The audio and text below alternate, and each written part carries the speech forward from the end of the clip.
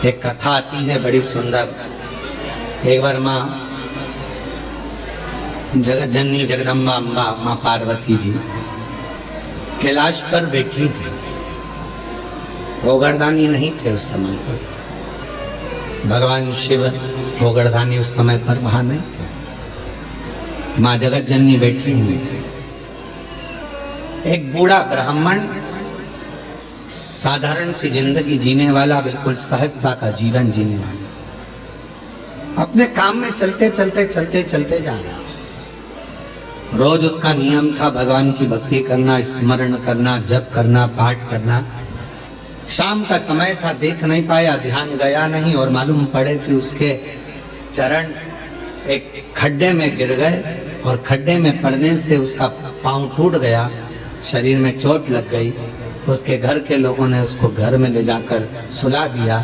बहुत दिन तक वो घर में ही पड़ा रहा। घर जगत जननी जगदम्बा अम्बा माँ पार्वती जी ने देखा, कब से पड़ा हुआ है ये, कितने दिन से पड़ा हुआ है, शिव जी को इसका ध्यान नहीं है क्या? कई लोग कहते हैं कि भगवान सुनता नहीं है क्या? कई लोग कहते हैं भगवान क्या देखता नहीं है क्या? हम इतना भजन करते हैं और हमारे एक रिश्तेदार हैं, वो हमको तकलीफ देते रहते हैं और इतना फूल रहा फल रहा, हमारे पड़ोसी इतने फल रहे फूल रहे जो भगवान के मंदिर तक नहीं जाते, लोगों को परेशान करके रखा है। उसके बाद भी उसके यहाँ भगवान इतना दिए जा रहा है। क्या भगवान नहीं है क्या? क्या भगवान की आंखें नहीं है क्या? लोग कहते हैं। हम इतना तपस्या करें, भजन करें, कीर्तन करें और दुख भी हमें ही आ रहा है। और वो इतना कष्ट देने के बाद दुनिया के लोगों को चूसे जा रहा है, धन लिए जा रहा है, लिए जा रहा है, लिए जा रहा है, लोगों को कष्ट दिए जा रहा है और उसके बाद भी फल फूल रहा है। क्या भगवान नहीं है क्या? है तो फिर जो इतना दुनिया को कष्ट दे रहा है वो इतना फल फूल क्यों रहा है? उसका कारण आज का नहीं है, पूर्व का है। कोई पिछले जन्म का उसने अच्छा कर्म करा होगा तो आज उसको भगवान ने इतना गाड़ी बंगला सत्ता वैभव जायदाद सब पूर्व का करा होगा, आज भोग रहा है। और आज आने के बाद अगर वो बेकार कर्म कर रहा है तो एक जन्म नहीं, ना जाने कितने जन्म भोगेगा। और तू आज अच्छा कर रहा है, दुख मत मना। तूने पूर्व में कोई गलत कर्म करा होगा तो आज तेरे पास में ना थोड़ा धन कम है, वैभव कम है, सत्ता कम है, पर तेरे पास भजन तो ज्यादा है ना। भजन तू कर रहा है, शिव की आराधना कर रहा है, साधना कर रहा है, कर ले, अगला जन्म सवर जाएगा तेरा। फिर तुझे कोई जन्म नहीं लेना पड़ेगा, कोई जन्म, फिर तुझे कोई जन्म नहीं लेना। पार्वती जी की आंखों में जल भर गया कि कितना साधारण ब्राह्मण है और इतना इतना तप करने वाला, इतना साधना करने वाला, पूजन करने वाला, पांव टूट गया, शरीर टूट गया और पड़ा हुआ है। शिव जी का ध्यान नहीं है क्या? थोड़ी देर बाद भगवान शंकर आ गए, पार्वती जी उनसे रूठ कर बैठ गए। क्यों? क्योंकि भक्तों की दशा नहीं देखी गई, भक्तों की दशा नहीं देखी गई, माता से रूठ कर बैठ गए। शिव जी ने पार्वती जी से कहा, क्या बात है जगत जननी, तुम आज रूठी हुई सी दिखती हो। प्रभु आप इतने बड़े दयालु है, भगवान ने आपको 3 नेत्र दिए हैं, उसके बाद एक ब्राह्मण भक्त की दशा नहीं देखी जा रही तुमसे? जो रोज मंदिर जाता था, रोज भजन करता था, उसके पांव में चोट लग गई, कमर टूट गई, पांव टूट गया, वो पड़ा हुआ है पलंग पर, उसकी दशा नहीं देखी जा रही तुमसे? उसके पांव सही नहीं कर सकते, उसकी कमर सही नहीं कर सकते?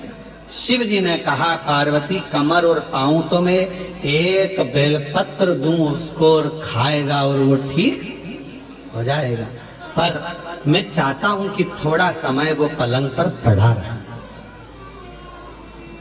थोड़ा समय वो पलंग पर रहे, पलंग पर पड़ा रहे।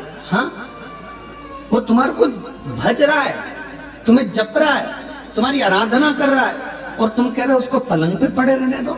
हाँ पार्वती जी, उसको पड़े रहने दो। पार्वती जी नहीं मानी और पार्वती जी ने जाकर एक बूढ़ी का रूप रखकर उसको, पार्वती जी ने थोड़ा सा जल पिलाकर उसको पूरा स्वस्थ कर दिया। जैसे ही वो स्वस्थ हुआ, 4 दिन निकले, वो 4 दिन बाद निकल कर जा रहा था, वन से एक सिंह आ गया और शेर आकर उसको खा गया और उसका जीवन समाप्त हो गया। पार्वती जी ने कहा, जिसको मैंने ठीक करा था वो तो मर गया, मर गया, सिंह ने खा लिया, प्राण छूट गए उसके, वो मर गया। शिव जी के पास गई पार्वती जी, वो मर गया प्रभु, जिसको मैंने ठीक करा था उसके प्राण छूट गए। शंकर भगवान कहने लगे, पार्वती तुम जान नहीं पाई मुझे, हे जगत जननी, मैं काल अधिपति महाकाल हूं, मैंने उसकी मौत को देख लिया था, इसलिए तुझसे कहा था कि इसको पलंग पर पड़े रहने दे।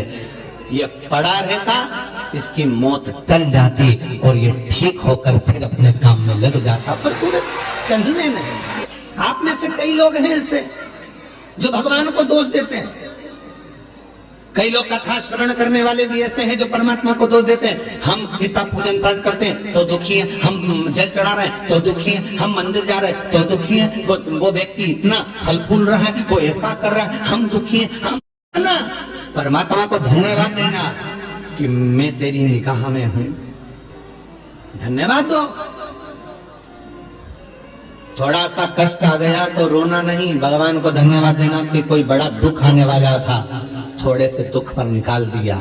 हाथ में लग गई, पाँव में लग गई, घर में पड़े हो ना, तो परमात्मा चाहता है कि तेरे साथ कोई घटना घटने वाली थी तो निपटने वाला था, इसलिए हाथ पैर तोड़कर तुझे घर के अंदर पटक दिया कि तेरी जिंदगी बच जाए, तुझे कहीं जाना ना पड़े। छोटी सी निकाल दिया, छोटी सी।